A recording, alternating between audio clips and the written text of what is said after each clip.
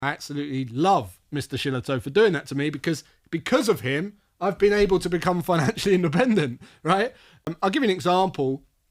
You know, there was a time when I was at school, my English teacher, we did these SATs or these mock SATs, and I was a bit of a class joker, but it was the day that he was going to give us the results.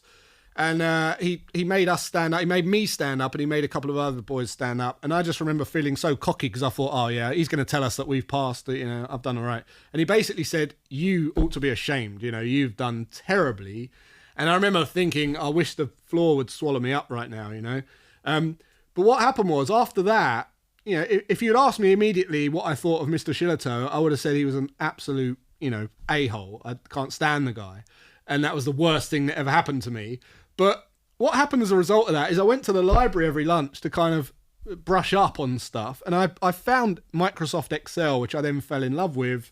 I started becoming fascinated with doing charts and formulas and projections and all this kind of stuff. And then when I left school, I went into Microsoft Money and I started really getting in tune with my finances.